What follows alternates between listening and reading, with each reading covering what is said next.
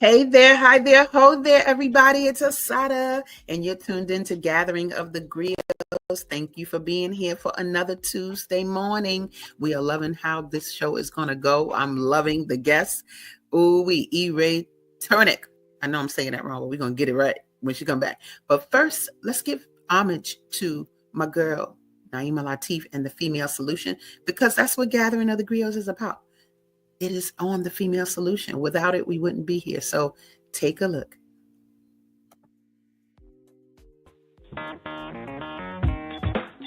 Women have the power to transform this world.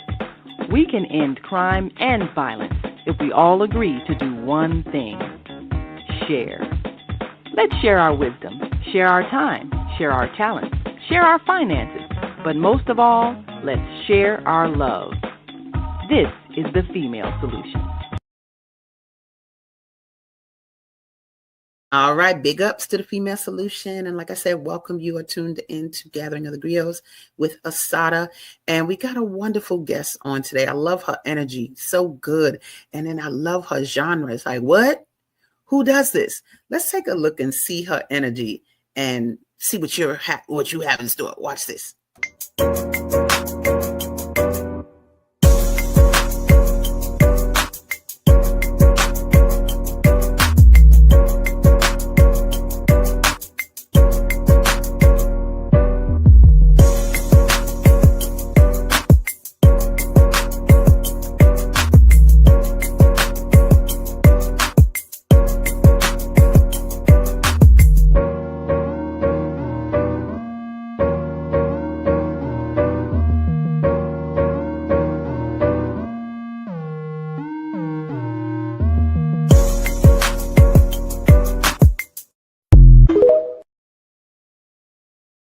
You see her, right? You see how she's rolling.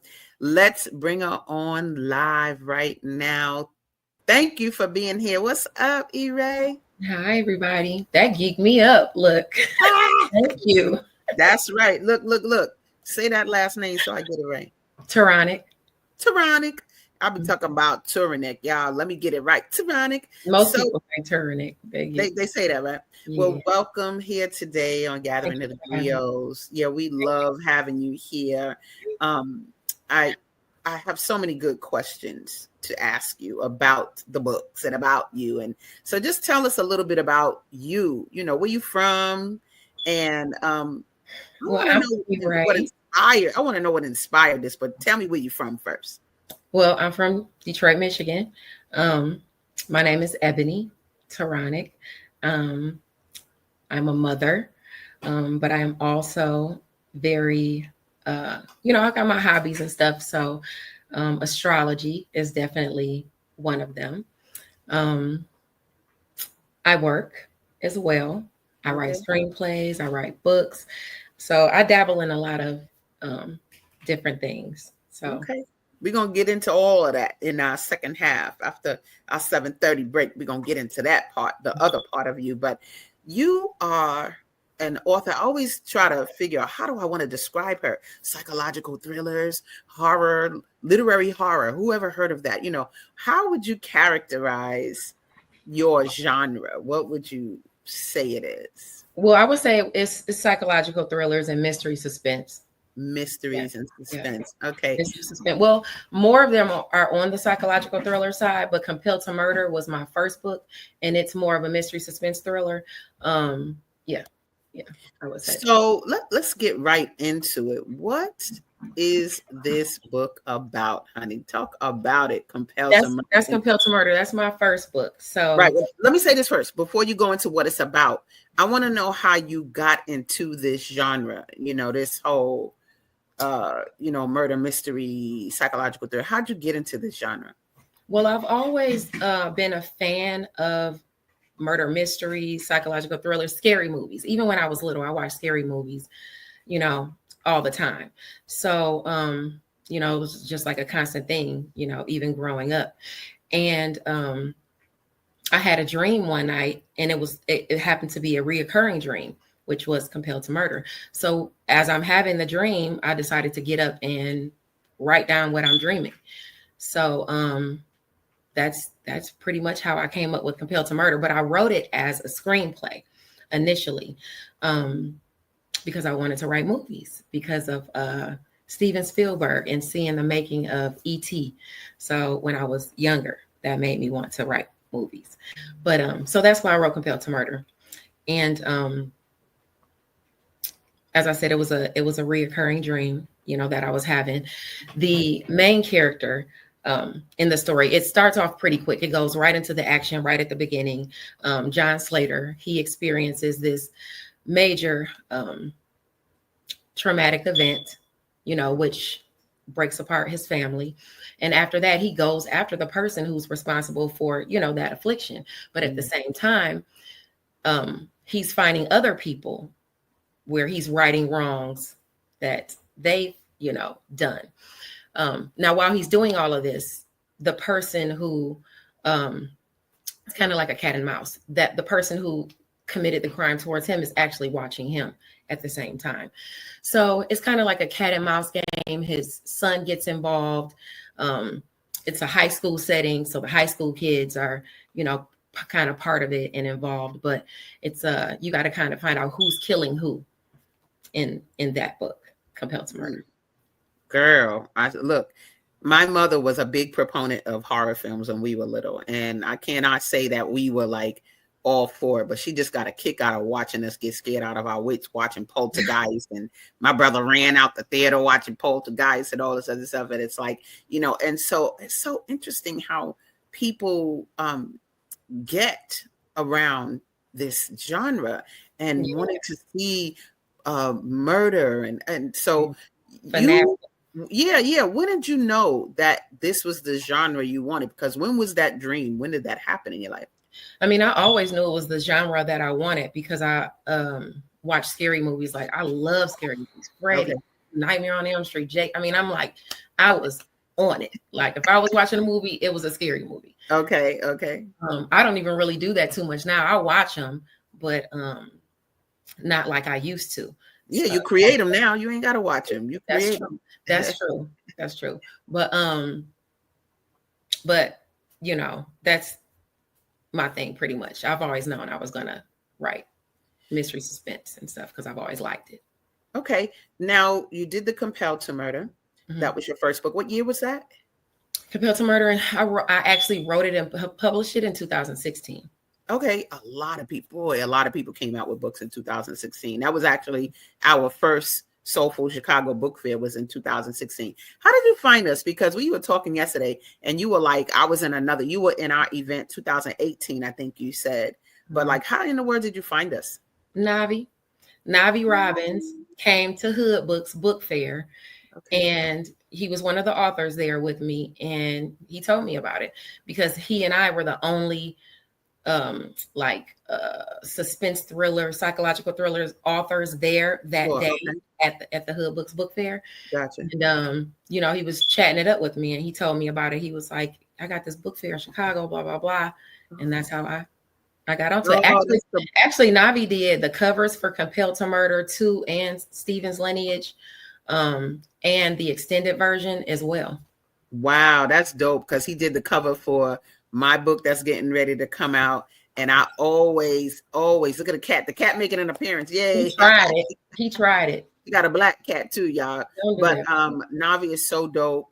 He also he's always instrumental in my covers, a lot of the authors that I'm affiliated with. And so I love that you're back and you will be with us August 9th. Tell me, what made you come back? I always wanted to come back. Now, the first time I came, I had a little issue. Okay. I had a great time. Yep. I had a great time, but I had just a little snag because the cover of my book has a noose on the front. Oh, wow. And the Nation of Islam was sitting right across from me. Did they say something? They sure did. What? They sure came over to me and talked to him. I explained to him that it wasn't that kind of book, that it wasn't that type of thing, but they That's so crazy. Because I have a question that says, what were some of your challenges? And it's so funny because even though I know a noose is very intricate, integral in Triggering. our history. I Triggering. never connected. I did not connect the two. But even if it was, so what? Like, No, that's but the point. but they felt like that because I wasn't by myself at the time. I was with Jason, and so they were getting it. Yeah, so they were looking like, you got wow, the nerve. I'm like, listen, no. that's so. Well, the thing about that is that when you become an author, that's the word you got to get ready for. Yeah. You got to get ready for the he says, she says, don't says, naysays. You got to get ready to confront them, period. And stand your ground on what you're creating. So yeah, oh girl, I had to, but he was an older gentleman, so I was respectful. That's cool. I let him know what was up. Yeah, what was up? Well, you back. That's what I care about. You back to the book fair. Right. So what made you come on back? Because you'll be here with us August 9th. I always wanted to come back. I've always wanted to come back. And I love Chicago. The last time I came to the book fair, I stayed up there for like 4 days. It is so much stuff to do up there. I had so much fun. Yes, absolutely. I was going from museums to libraries to the beach to the Navy Pier. The restaurant is beautiful. It's a girl, I love it. Look, we got questions coming up already. Sanabella, she has a show here on Fridays. Hey, Sanabella, she says good morning. But she also says, is fiction writing easily written? How and where do you start? Like, where do you I wouldn't say that it's I'm sorry. No, you good. You good. I wouldn't say that it's easy. If you have a vivid imagination, you can make it easier for yourself by honing your skills. Like I like to ride around in the car and make a story out of what I'm visualizing or what I see. And that can help with your creativity in writing. I would start with that. If you're doing a story, I would start with an outline, and I would start with my characters and character development, because your readers are going to want to, the first thing they're going to gravitate to is the character, which character do they like? Who do they hate? So you have to create a pretty in-depth character. So that's probably where I would, those are the places I would start. That's great advice, because I sure ask that question a lot, because I'm a nonfiction writer, and nonfiction is easy to me because it's facts. You dealing with your viewpoint about a thing, what you research, and that's that. But the fiction, you really got to get your creative juices in. We got a lot. I think fiction writers are the most, they're the most populated group this book fair. And usually nonfiction is real large, but we got a lot of fiction. And so you got Compelled to Murder. It came out 2016. But then what about these babies right here? What about these babies? Compelled, that's the extended, the one with the white cover. And part 2 is the other. I extended these books to basically show that I could write for the traditional publisher, to show that I could write a large enough book. So I extended the book with the noose on it, Compelled to Murder. And that's where you get this book with the man on the cover, the white cover. That's the extended version. So it's like about 25,000 or so more words added to it. Okay. And part 2 is 75,000 words as well. That's a bigger book as well. So but it actually can be read as the prequel as well, because the antagonist in part 2 is actually the father of the antagonist in part 1. So if you wanted to read and find out why he became so maleficent, you can read part 2 first as a child. Interesting. But yeah, that's why I extended those books. Okay, yeah, I was going to ask, what's the main difference between adding those extra words? And was that something that you made a conscious decision on, or the publisher said you need to do this particular thing? Because the first book is about how many pages? It was more the agent and the people working around the agent. Okay. Were the reason for me doing those things. Because your first book is what? How many pages? My first book is 51,000 words. What does that mean, page-wise? I don't know what that is. That's a novel. That's considered a novel. Like a short story is like you know, or short, or a novelette is like 40,000 words. And Okay. then you go to a novelette 50,000. So Got you. 51,000. And then, you know, the 75,000 is a novel as well, but it's more what the traditional publishers go with, because it has to be at least 75,000 words for the traditional publisher. And what would you say, in doing this process, how did this differ? How do the stories really differ from the first take on the book? I know you said relative wise is kind of different. There's extra action. There's extra characters added. Yeah, there's more detail. But mostly more action and more characters, more killings. You know, more detail. A whole nother plot, you know, was added on. And that actually helped me to go into you know, part 2, because those extra people, you know, I made their story more. How do you do that though? Because I would be sitting there. I imagine myself being like, what? I gotta add on? Like, add on to what? Where do you get the imagination to create the extra?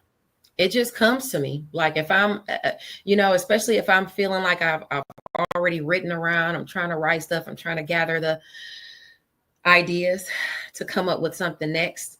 It'll come to me. If I rest and meditate, especially if I meditate, you know, I meditate on it, talk about it to my ancestors. I know that's right, girl. I'm like, they hook me up. Yeah, pull on them. Go and take that idea. Yeah. So, yeah, cool. That's pretty much what I do. Anything I can't do, I pray. I know that's right, girl. Let it be known. Ask for the divine to help you out. You know, maybe Sannabella's going to write a fiction story. She has another question. Let's say it says, are any of your characters based on real people you know? And then, actually, that question came from Naima. Are any of your characters based on real people you know, right? But then Sannabella says, character development. Has any of the people in your life helped UPS to develop characters, or is it purely fictional? Okay, so yes, that's a loaded question. Which one was loaded? Okay. Have I used any people in my real life? Okay. Because it's like I take some of their attributes. Okay, so I used to work at Clarkston Post Office, and Rule Route 8 and Rule Route 8 Part 2, the last 2 books I did under the traditional publisher.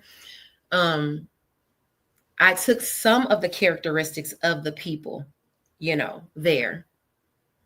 Yes, to do my characters. And even one of my good friends, his story was used as well. But, you know, he came to me like, oh, use this story. This is good, you know. So I just changed it and did what I had to do. But for the most part, the beginning of, you know, Rural Route 8 is pretty much true, you know. And let me see.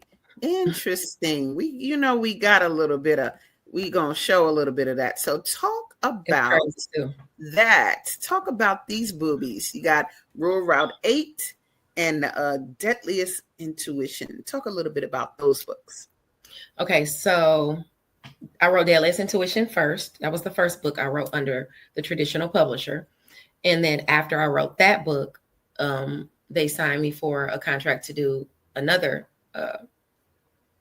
set of books. Okay. So that was the Rural Route series. Okay. But Deadliest Intuition is a psychological thriller. It's based in Detroit, Michigan. So it has a lot of Michigan monuments and things like that, streets and stuff. So if you live in Detroit, you definitely want to, you know, pick that up if you like psychological thrillers. But the main character, Ronald Dooley, in this book, he pretty much keeps to himself. He's pretty much the only one left within his family, because he's already lost his mom and his father. He's older, about in his 20s.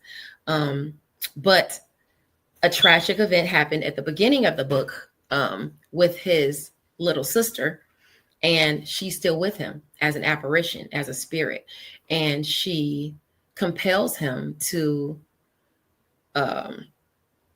stop people from doing bad things, and sometimes it gets a little out of hand, which makes him unable to find love, but love comes his way anyway. So he tries to navigate that in the midst of keeping his, I guess, nefarious deeds hidden, but they're not really nefarious because he's doing it for a good reason. So it's kind of the reader has to kind of judge whether they are on Ronald's side or not in the book. And then you'll find out if he actually wins Gertrude's heart, gets with her and tells her the truth, or, he has to protect her from, everything that's going on. It's a lot of twists and turns in that book. That's in the intuition book? Deadliest Intuition. Deadliest Intuition. Okay. Yes. And then what about Rural 8? Now, Rural Route 8. Rural Route 8, yeah. Yeah, Rural Route 8 is based in Clarkston, Michigan. At the beginning, it's not. It's about a man. He's in the Marines, okay, at the beginning, of the book. And he gets dishonorably discharged. And something traumatic, of course, happens to him as well when he comes home. I can't tell you guys what happened. But anyway, he's supposed to be on psych meds. He has to find a job, re-enter into society. And things just aren't really going the way he needs them to go. Not to mention, because he's been dishonorably discharged, he doesn't have, his medicine like he needs it enough. And when it runs out, we are, the people in the book are basically left to deal with his erratic behavior. Okay. And triggers. Got you. Yeah. And then part 2 of that book, one of his victims is actually the antagonist in part 2, and it's a woman. Oh. And she's coming to basically not necessarily get revenge, I wouldn't say. She is definitely looking, for him, but she's also kind of triggered. Have you written part 2 yet? It's not out? Yeah, part 2's out. Rural Route 8 part 2. Yeah. It's called Unrequited Love. Oh, I didn't see that cover. Did you give me that? It looks just like the other cover, but it has, I think, a mail truck on the front of it. Okay. It's very subtle differences. Okay. From the part 2. So yeah. Oh, I love that. And I love that you keep creating that. Like what do your children think? You opened up saying that you were a mother, and you have a 13-year-old, and what else? I have a 13-year-old. She'll be 14 in August. Okay. So I have a 12-year-old, and then I have a 19-year-old, a 21-year-old, and a 23-year-old. Why are you so fine? Why are you so fine? How you get all them kids? You so fine. Thank you. I don't eat meat. I don't do a lot of stuff. I don't, candy and just a bunch of crap. So I try to keep myself. I exercise, drink a lot of water. Nice. Keep myself together, Nice.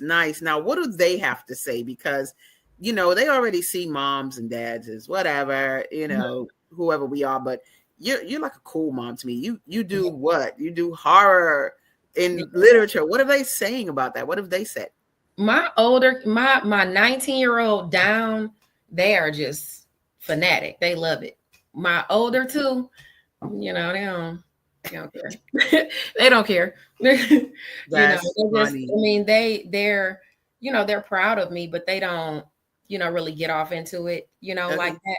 But the other ones, they read my books. They take them to school, tell the teacher, they on it. They try to create their own little YouTubes and businesses on the side. So nice. Nice. Setting the example. I mean, it's as simple as that. I guess that kind of leads me to my next question about what do you feel like your purpose is with this line, this genre? Like, you just want to drive us. Somebody said something in that video about nightmares, and what's your purpose for doing this genre? My whole purpose for writing the book is to make Compelled to Murder a movie. That's the whole objective in the first place. I didn't even want to write books at first. I wrote it as a screenplay. A publishing company wrote me back and asked me to switch it to book form. And I was like, I'm not doing that. I like reading books and stuff, but I'm not about to write a book. And I waited 10 years before one of my grandparents was like, write the book, Ebony. And then just because, my grandmother, Patricia Turonek, told me to do it, I did it. And then it just took off from there. So, but my main objective is to make Compelled to Murder a movie, even if it's Compelled to Murder 1, 2, and I do like the series, or, there's a lot of different ways I can do it. But once I do that, that's pretty much, my objective. I'm an astrology girl and buff. I love astrology. So even if I just started my own business with astrology and tarot, I could even do that because I love, astrology and tarot. So I definitely want to delve more into my spirituality. I was going to ask that. I was going to ask how much of what you do normally and what you're into, how much does it influence your work? Because you do sort of see this world. People could see astrology however they want to see it, but tarot, what is that? Is there a spiritual connection to the work that you do? No, I kind of keep that pretty much separate. Okay. You might find little references here and there, but I'm not the girl you'd be like, oh, you open her book and she's like, this person is a Scorpio, this person is Aquarius, this person is not. My stories are about what it's sure. It's a real, So I don't really input, too much of that in there. That's separate for me. I use astrology in everyday life. I post astrology on my page every Tuesday on my Facebook page, and every Tuesdays, Thursdays, and Fridays. It's on my Tuesdays, Thursdays, and Saturdays. It's on my YouTube, Enchantress Press Astrology, as well. Yeah, we're gonna get into that.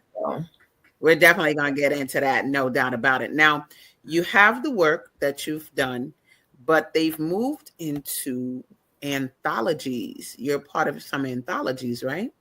They didn't move me, but I'm a hybrid author, so I can do traditional or I can do self-published, either one. And I did these anthologies. Oh, wonderful. Because, Ebony Evans of ICU Reading and Chatting asked me to be a part of these anthologies. So that is why I'm a part, of these. So talk about it. Are these other authors that you've brought to the table? Yes. They write the same genre? They do. They all write, but some of them write in, different genres. They might add a little more horror, like Kenya Moss Dime. She has, she's really good at horror, like horror. If you haven't read her book Progeny, that's something you might want to check out from her. Okay. But all of them, are wonderful writers, each and every one of them. And they're still writing, and there are other anthologies, that will be coming out. But Vanished was the latest one that we all did together. There's actually a freestyle cipher part 1. I'm not even in that one. Okay. But am I in that one? She don't. Am I in that one, girl? I might be. But you created it. Your name is on it. Your name is on it. I would know if I was. I don't think I'm. It's saying at the bottom, Raye Turonek. I be doing too much. I'm doing too much. It's all good, girl. You got it. Check them out. Right. Actually, if you check out this Thursday, if you are a part of Melanated Girls Read, on Thursday, I'm doing a book giveaway, or we are doing a book giveaway in Melanated Girls Read for Vanished for free. So we're giving away a few copies. So if you're interested in getting a copy and reading and reviewing, check out Melanated Girls Read on Thursday. Now Melanated Girls Read is a Facebook page. There's a Facebook page. Absolutely. Okay. Yeah. It's on Facebook. They're on Instagram, TikTok, all over the place. But the giveaway is going to be in the Facebook group. Okay. I love it. Now, you guys, if you are tuned in, I have her website at the bottom of the page, because there's a button on your website where they could go buy all the books, correct? Absolutely. Yeah. There's a lot of buttons you can press to go to, different things. Sure. And so that's www.eraybook.com. Okay. And go to that website, book. Don't put no S on there. Yeah. It's book, eraybook.com. And then you will see all of the books that she's written, how to get them. They got a great, talks about her. So I'm going to leave that up there for you guys to see so that you can go ahead and purchase those books. But what we're going to do, we're going to take a break. The time is going fast. We're going to take a break. When we come back, we have more to learn about my girl Raye. And stay tuned. Don't go anywhere. We'll be right back after these messages. The Soulful Chicago Book Fair, Woodlawn's premier summer event, returns to 61st Street between Cottage Grove and King Drive, Saturday, August 9th, 10 a.m. to 8 p.m. Join us for another celebration of literary works by and about the Black experience, featuring children's books,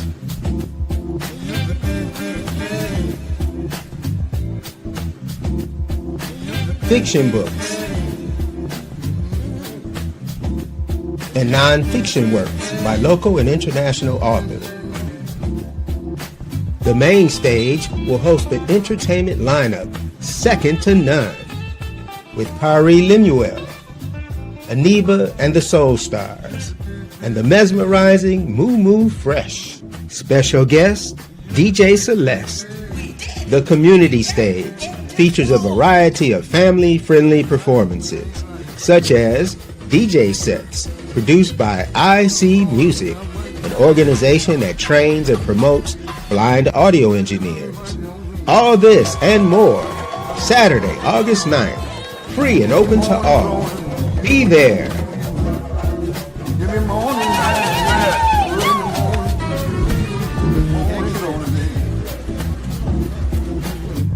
Visit SoulfulChicagoBookFair.com for more information. Yeah, we're going to have some fun. Yes. And you all are going to be able to meet Raye on August 9th, big time. If you buy her books now, you'll be able to get them signed. But if you get them live, then you're going to get them signed, take pictures. It's going to be so good. So I'm so happy you are back big time because you don't, there's not, it's not a lot of brothers and sisters who take on this genre. I feel, I feel like we do a ton of love, the sex, drugs, but how much of that you're gonna read. But it takes a little imagination, or a lot of imagination, to go this route. Now, what are some of the challenges you faced with going this route, or have you had any challenges with going this route other than the one you did with the Nation of Islam in front of you? That was right. That was jarring, but it was cool. I handled it. But I haven't really had any challenges, writing this genre. I did make sure that I made my name to where when I came out initially, they wouldn't know that I was a Black woman, just because I know, writing this kind of genre, they typically expect you to be a male. Interesting. Or a white male. Interesting. More specifically. So with me changing my name to Raye Turonek, it sounded more. Yeah, you can't tell. Yeah, you couldn't. Last name in Jenkins, Brown, Williams, whatever.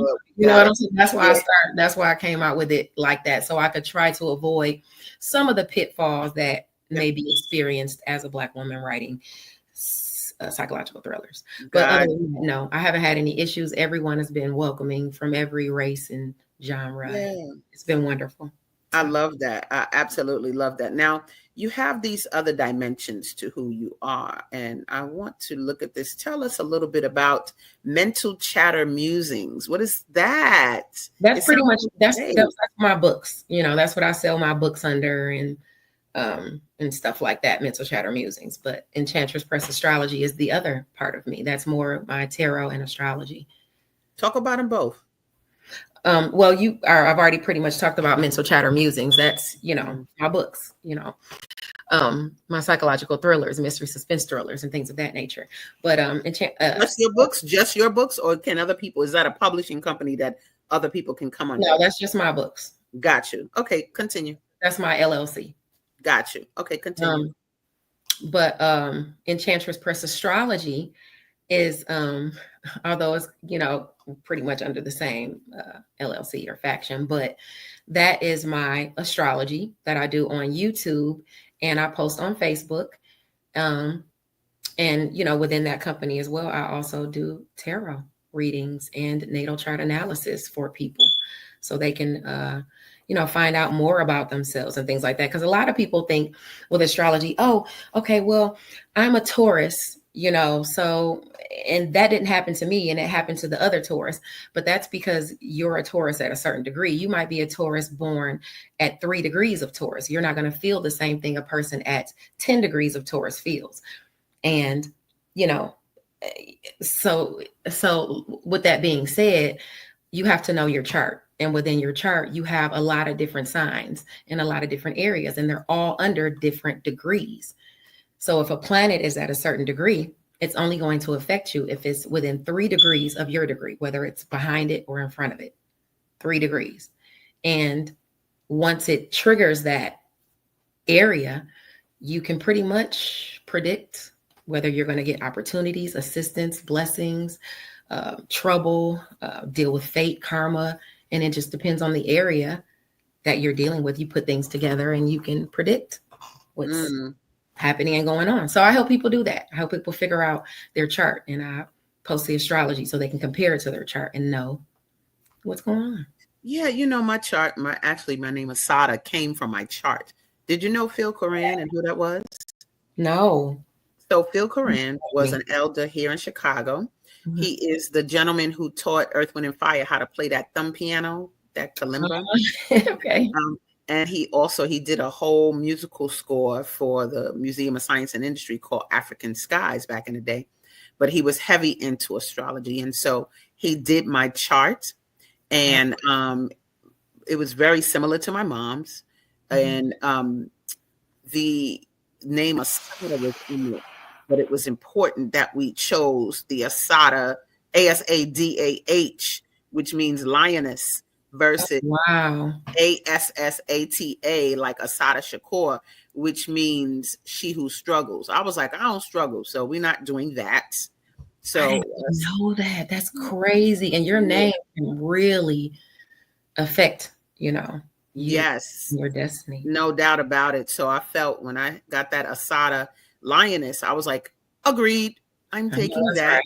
Yeah, and definitely, he laid out where the planets were and all of that good stuff. But yeah, he used to rock with astronomy and astrology. Ooh. And was no joke with the music and adding the numbers and music and all of those good things. So I'm glad to see that you're in that realm. Yeah. This is something that I put up. My girl, boom, author, screenwriter, astrologer, tarot reader. Let's go. I want to talk a little bit more about the screenwriting part, because we know that the original goal was to make the book a movie. Mm-hmm. And so was it written that way first for the screen? And then how are you incorporating that now and into the future? Yeah, I wrote it as a screenplay, for the screen initially, and had to switch it to book form, which definitely was not easy. But, once you learn how to write a screenplay, you can also do training, on YouTube to learn how to write a screenplay. You can also, there are books, and texts that you can get as well that help you with screenwriting. But, once you do that and you're able to, at first I kind of had to show that I could do it and write it, wrote screenplays for, an agent, and had to kind of show it. But once I'm, into it and, got more into it, then at that point you can just take them and switch them from book form to screenplay form and get paid for it. And that's what you do, right? Don't you do that for people? Like you write, or you can make. Yeah. Talk about that, because you can do it for others, right? Yeah. Not too big of a book. Now I'm not going to do something that's like 75,000 words, but if, you have something that's like 50,000 words and below, I do those. Gotcha. So 75 is a little, I'm not trying to jump up that far. Yeah. And then I also, work on screenplays with other authors as well. Right. I can't really talk about those. Yeah. That come out. But you do that. Yeah. It seemed like that would be hard to me to go, well, what do you feel is the main difference between when you say you had to change it from a screenplay to a book? What was the challenge in that? Because you said it was hard. It was hard because you're putting all that detail into it. With a screenplay, it's like you got to pretty much take all of the detail out. It's more like direction, you know, because you got to be able to compact all of that into like 85, if you're pushing it, kind of like 90 pages. Gotcha. So yeah, so you have to you have to add a lot of detail to it when you're switching it to book form. So that was my thing, adding all the detail to it, and coming up with inventive ways to describe things. Because when you're doing the screenplay, you're not describing it in depth like that. The color, enrichment, and you know, all of that. You know, you have to kind of let the director handle that afterwards. You know, what he wants to do. But yeah, so that's pretty much the difficult part, adding the details, switching it over to book form. And that's why I didn't want to do it. Okay. Because it was going to be a lot of work. And I was like, I already did this. and that wasn't the only screenplay I had written. I had another screenplay called A Curse of Madness that I switched to, that I had in screenplay form that I had to switch to book form. That's interesting. Actually about to come out soon. I'm going to change the name though, I think. Okay. But, you know, I put little snippets of it in my newsletter that comes out every month. Okay. So that's a whole nother thing that, you know. So when you write your screenplays, what are you waiting for then? Like somebody to pick it up? Are you shopping it to theaters? Like, how does that work? Well, my screenplays that, you know, that I have written, I have a specific place that, you know, or person that I want to work with. So I'm not going to reveal that. But the other screenplays, as far as like, if you're, you know, that I've written for like agents or, you know, other people and things like that, they just pay me and then, you know, that's it. That's their screenplay. Oh, interesting. Okay. Got you. So, because you have to sign that, you know, yeah, I'm not going to say anything about it, or you're not going to take it or say, hey, I really wrote that, or, you know, try to convince, you know, you got to just kind of take that money. Okay. On about your business. So, you hear that, authors? She'll write the screenplay to your book. You hear that? Yeah. Or if you have ideas of what you want written, an idea, then I'll put it in that format for you. Got you. Can they contact you via the website here? Via mentalchattermusings@gmail.com. Okay. Email address. Even if you go to my website, you can reach my email. If you go on my Facebook, I got all of my links on there. You can find me. Got you. Perfect. Now let me find this out, because this is something I saw customers with these books, baby, lined up. Talk a little bit about what is the customer feedback about the work that you do. My customers love me. I don't really like to even call them, you know, customers, but you know, the people that read my literature,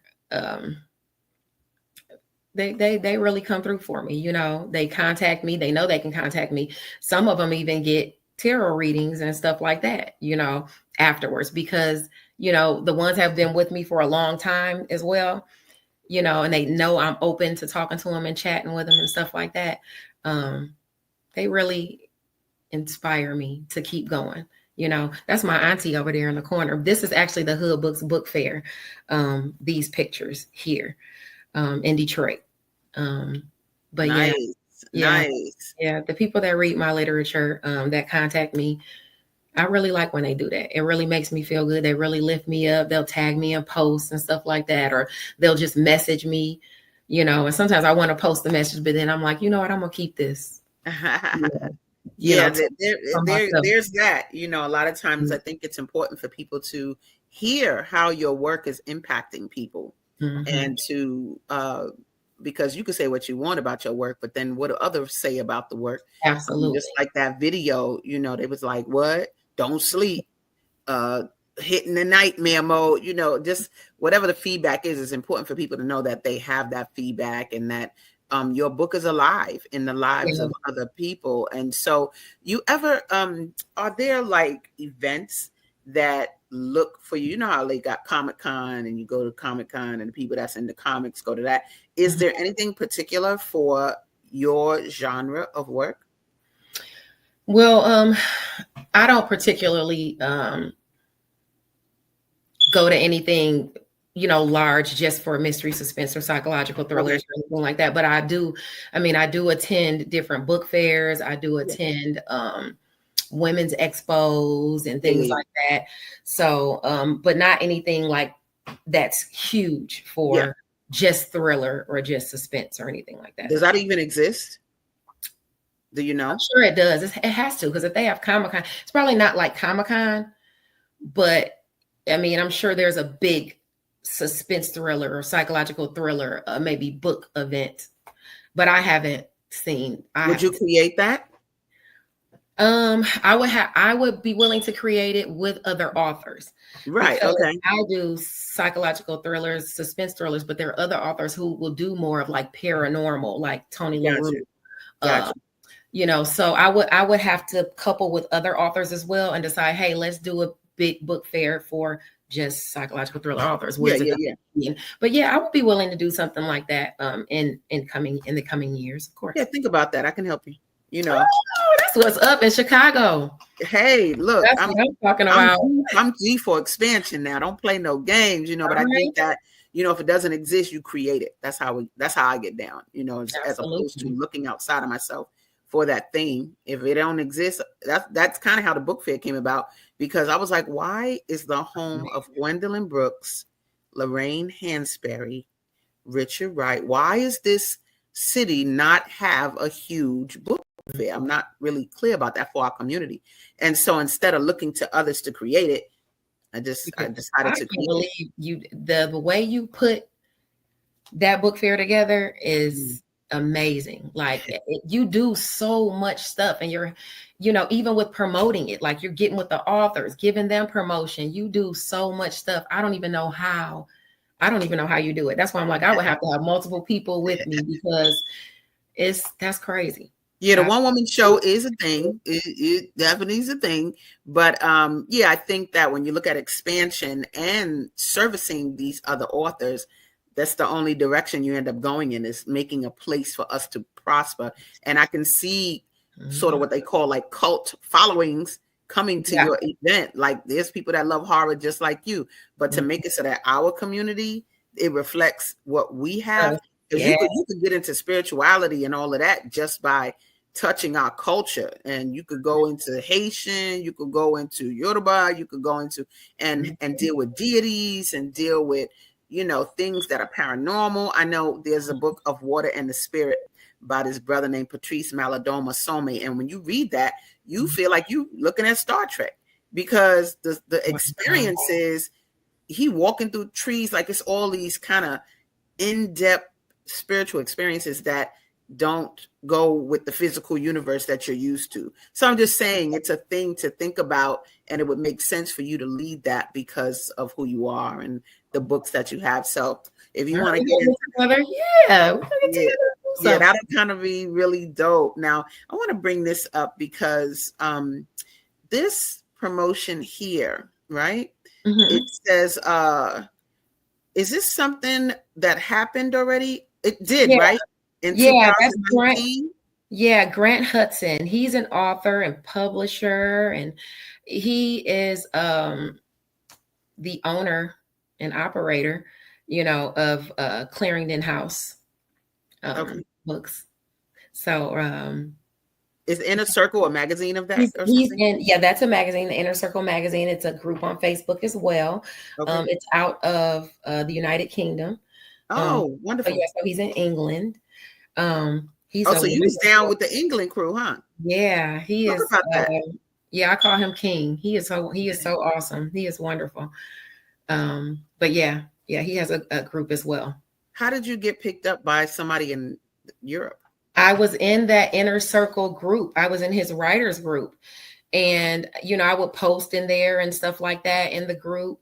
And, I'm assuming he saw some of the stuff that I would post, because he would have dates on there, like Mondays, when you can post like your business or what you do or about your books. And I did that.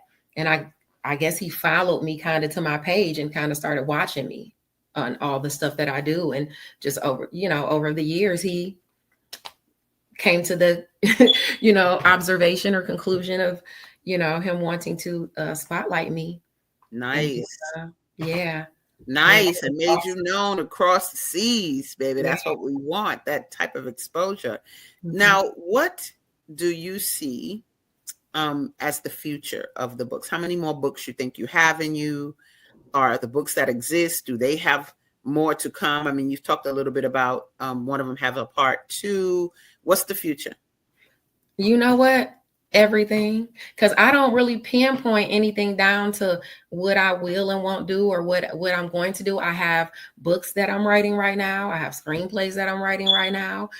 You know, I'm always, I just do whatever. People call me on the phone like, you interested? You want to do this? I'm like, yeah, I'll do that with you. You know, it's just, I'm more of a free bird. So, because I don't like being controlled or tied down. So I'm more of like, you know, I like to venture wherever I want to venture. We're free to do what we want to do. This is our destiny. We make our own destiny. So say that. So, hey. That's right. Say that big time. Yeah. So now, do you have a Chicago connection that so that when you come to the book fair August 9th, that you know people are here, they want to experience E-Raye? Like, do you need to establish more of a Chicago? I mean, I know people, you know what I'm saying, in Chicago. There are people, you know, that are on my friends list that are in Chicago. Some of my cousins are coming with me, you know, and I have relatives that live in Chicago, but you know, so yeah. Yeah, promote it. It's a destination location, no doubt about it. You have people know you're here. Also, if you guys want to call, and let me see if we got any callers on here. If you want to call in, I put the number at the bottom, guys. It's 727-731-5192. You can call in. We don't have much time. We got about 5 minutes or so left. But if you want to call in and speak to E-Raye, please do. If you want to continue to comment, please do. We have a couple of comments that were up a little earlier. Sanabella asks, what kind of reading do you do other than fiction, or do you? Astrology. If I'm not reading fiction books, I'm in something about astrology or the planets, or you know, that's pretty much. I'm real geeky about that and what that. I got my head where the planets are a lot of the day. Nice. So that's pretty much what I read outside of that. I mean, I do read all kinds of fiction, you know, romance, different genres. But as far as nonfiction, I keep it to the sciences. Keep it to the sciences. She also asked, do your kids write as well? Because I know my daughter's 21. Her first book came out when she was 7 years old. But she brought out a book because her mama was an author. That's what I knew how to do. So, yeah, do you find that your children read? I mean, write? Do they write? My son, the 19-year-old, he likes to write and draw. My son, my older son, he's really good at writing, even though he's more of, you know, he doesn't write. He writes, he can, but he doesn't want to get off into it. So no, I don't think anybody. My daughter Abigail wants to be a doctor. See, she doesn't want to write. So nobody really wants to write. They read, but they don't necessarily want to write, you know. Cool. I have to kind of force Abigail to read, actually. You ain't got to tell me. It's a whole different thing. I remember telling my daughter, she was like 7 or 8, and I was trying to encourage her to read and talking about how stories take you to different places. And by the time I finished my little soliloquy, she's talking about, what you fail to realize is that I'm not you. I was like, oh. Okay, well, there's that, right? They'll say that. I'm not like you, Mom. I just don't, you know. I'm like, yeah. And it is what it is, you know, but we are who we are, and they chose us as parents. Absolutely. That's what I believe. Sure they chose us as parents. Need these good books. That's right. Let it roll. It's an inheritance, you know. Get in where you fit in. That's what I feel. That's right. Find your talent, find your creativity, and get out there too, because that's our purpose. We got to find, you know, within us what our gift is, because it's not just only working for somebody in the outside world. You have your own way to create. You just got to figure out what your gift is. That's it. Bottom line. I'm going to put that website at the bottom again, guys. It's www.erayebook.com. For those that are only listening, that's ERAYE book, BOOK.com. That's where you can find all about her books, purchase them there as well. And man, what would you say? I mean, what's your ideal scene for the book fair when you come in on August 9th? What would you love to happen? I would, you know what? The last time I was there, besides that little, it was perfect. It was perfect. The music was going. There were tons and tons of spectators and participants and, people in the crowd. You even had, bands actually out there in the aisles, a couple of like kids that were doing their music, drums and different stuff like that. You had the different food trucks, the food. It was actually beautiful. I would love for the weather to be nice. Yes. The weather was good. It was actually really hot, but you had the tents. Yeah. It was so wonderful. So I would love to have that same, atmosphere, but even more. Yeah. No doubt about it. We work to bring out thousands of folks, thousands. So many. We want you. Thank you, and we want y'all to do it too. From every race, color, and creed too. You better let them know, baby. Come up and down, and when you look at some of the pictures of our groups, you see that. You do see Black folks, white folks, everybody just coming on through, and while the writers are primarily Black. There is that story, and the stories, the reason why we do the book fair is because there's stories that don't get told from our perspective. Like people your Black culture. Right. Come on now. Our culture run the whole world. Like, stop playing. So we have to bring it. We got to bring it. We bring it, not the interpretation. Don't blackface what we do. Shut up. Bella also said this was stimulating and revealing as well. But how long did it take you to get your first book out? So I wrote it in screenplay form in like 2000, and I started because it was around 2004, 2006, because I did Curse of Madness too. So I'm trying to remember, But anyway, I didn't switch it over to book form until 2016. And it took me about, once I started, writing and getting through it, it probably took me about, I would say 3 or 4 months to, get it done. Within 6 months, it was published and out there. And I was blessed enough and lucky enough to work with a lady at the post office who is actually one of the administrators at ICU Reading and Chatting. Also, my brother is friends with the president of ICU Reading and Chatting. They work together, and that's how we all became friends. And they read my book, and that's how it came out and actually kind of like, was able to get out to so many readers. Compelled to Murder was first through my first opening ICU Reading and Chatting book group. Ebony Evans and Tina Smith. Tina's an editor as well. Nice. Ebony's an author too. Her book is Dead to Me. That's her first book. Okay, good. Well, look at you promoting other authors. I gotta, That's right. That's how you know you legit. You know what I'm saying? That's how you know you good energy, because it's so much for all of us. You don't have to just take it all, Yeah, but put your books out there. Come on. It's so much for all of us. I want to thank you, girl. We're out of time, but you've been wonderful today. Thank you so much for having me. Yep. I look forward to seeing you August 9th. Yes. And bringing that Detroit energy through. Thank you so much, my girl. Thank you. Have a blessed one. All right. Peace. Bye. You guys, see us next Tuesday here on Gathering of the Griots. We love you. Peace. And thank you for your comments. Take care. Thank you. All right. We've come to the end of our show today. If you missed any broadcasts, go to our website for the audio and video archives at www.thefemalesolution.com. On behalf of our team of radio hosts, I'd like to thank all of you who participated in today's discussions. And to our global family joining us from all around the world, we say thank you. To our family in China, xie xie. India, zhanyavad. Japan, arigato. Korea, kamsamnida. Russia, spasiba. Germany, danke. Poland, dziękuję. France, merci. Spain, gracias. Italy, grazie. Egypt, shukran. Ghana, madasi. Nigeria, eshe. South Africa, ngiyabonga. Senegal, jareh. Kenya, asante. Israel, toda. Pakistan, shukriya. Afghanistan, tashakur. Saudi Arabia and Palestine, shukran. Assalamu alaikum wa rahmatullahi wa barakatuh. Thank you, and may peace be upon you and the mercy of God and God's blessing.